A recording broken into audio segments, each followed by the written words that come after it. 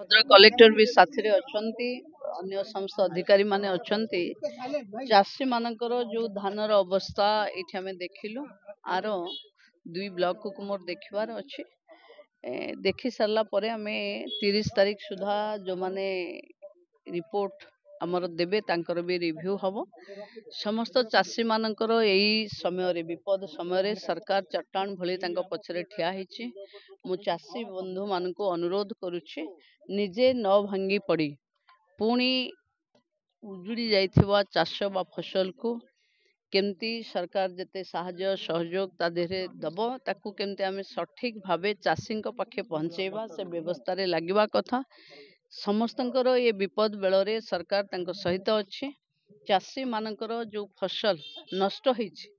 तार भरपाई राज्य सरकार भल ढंगरे करिवो एवं कौनसी चाषी अवहेलित